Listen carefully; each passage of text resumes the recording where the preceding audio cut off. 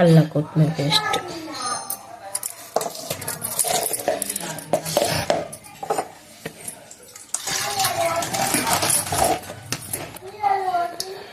చూసింది కూడా లైట్ ఎక్కడ లైట్. ఈరోజు బోటీ కర్రీ చేయడం అండి, మా అమ్మ చేస్తుంది. బోటీ హాఫ్ కేజీ తెచ్చాము. సరిపడా అల్లం కొత్తిమీర పేస్టు, నెక్స్ట్ కారము,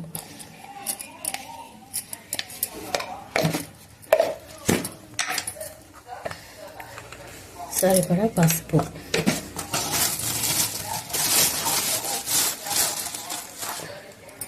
కొబ్బరి అండి, ఎండు కొబ్బరి పొడి, సరిపడా ఉప్పు, ఆయిల్ అండి,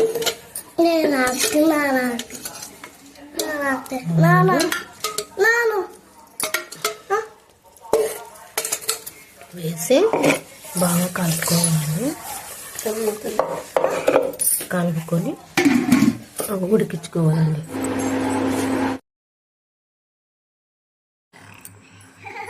ఈ విధంగా ఒక 10 విజిల్స్ కొట్టాలండి. 10 విజిల్స్ అయిన తర్వాత మనము ఒక బౌల్లో సర్వ్ చేసుకోవాలండి మన తయారైనటువంటి బోటీ కర్రీని.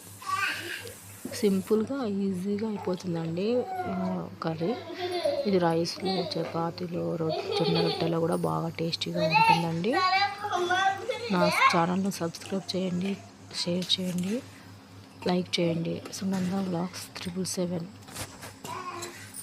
రెడీ అయిపోయిందండి. ఇప్పుడు ఒక బౌల్లో తీసుకుందాము. ఉడికిపోయింది. అలా తీసుకొని కొద్దిగా కొత్తిమీర యాడ్ చేద్దాము.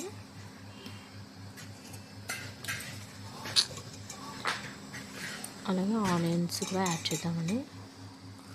ఆనియన్స్ని యాడ్ చేస్తే ఒక 2 విజిల్స్ అయ్యాక బోటీ కర్రీ రెడీ అవుతుంది. కలుపుకొని బాగా కొద్దిగా మసాలా వేసుకోవాలి. వెల్లుల్లి మసాలా పేస్ట్ మరి మూత పెట్టేద్దాం.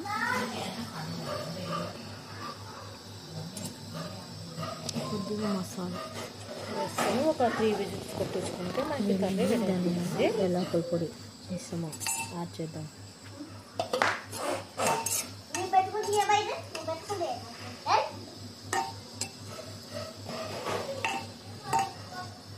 యాడ్ చేసి బాగా కలుపుకొని ఒక 3 విజిల్స్ అయ్యాక సర్వ్ చేసుకోవచ్చండి.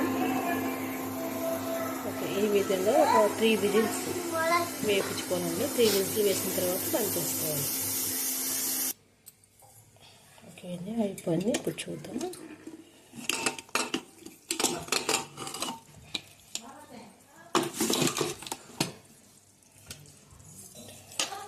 రెడీ అయిపోయింది.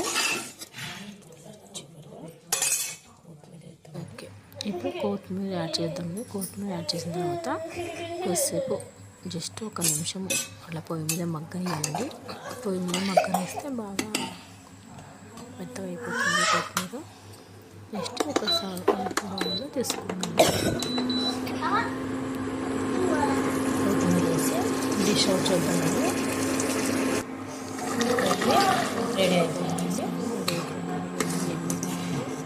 ఏమైందంటే బోటీ కర్రీ.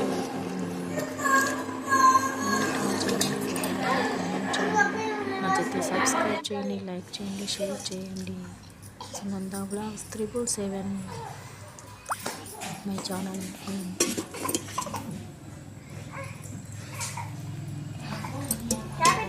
ఓకే అండి, మరి టుమారో మరొక రెసిపీతో కలుద్దాం. బాయ్.